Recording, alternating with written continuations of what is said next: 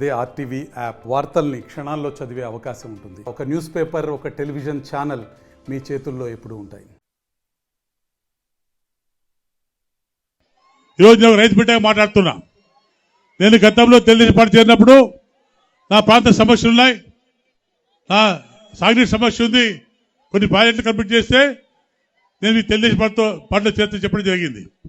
అది ముఖ్యంగా Vedavathi, Gundrevula, RDS, LLC ఈ 4 ప్రాజెక్టు పూర్తి చేసుకుంటే మన ప్రాంత సస్యశాలను ఉద్దేశిస్తూనే చంద్రబాబు గారు ఒప్పుకున్నారు. ఈరోజు ప్రభుత్వం పోయినాక మన రైతులు గొంతు కోశారు. మన బతుకులు నాశనం అయిపోయినాయి, నీళ్ళకి అల్లాడిపోతున్నాం మనం. కాబట్టి ఆ కార్యక్రమం చేయాలంటే రైతులు మనంతా కూడా ఫస్ట్ రైతులు బాగుండాలి. అదే తెలుగుదేశం ఒక విధానం.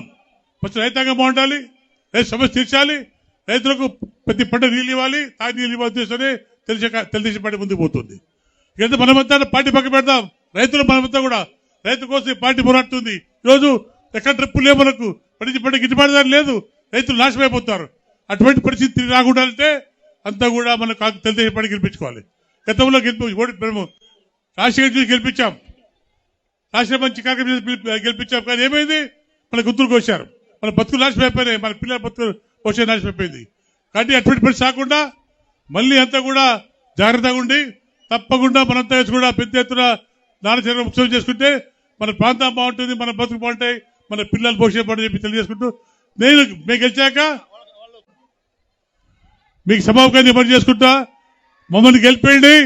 తప్పకుండా సంవత్సరం కూడా 4 ప్రాజెక్టులు పూర్తి చేసి మీకు అందరూ నీళ్ళు ఇస్తా కూడా నేను పని చేసుకుంటాను. దయచేసి ఆలోచించుకోండి. మనకు కావాల్సింది తాగునీరు కావాలి, సాగునీరు కావాలి, వేదావతి కావాలి, గుండ్రాలు కావాలి, అడ్రస్ కావాలి, ఎల్ఎల్సి కావాలి.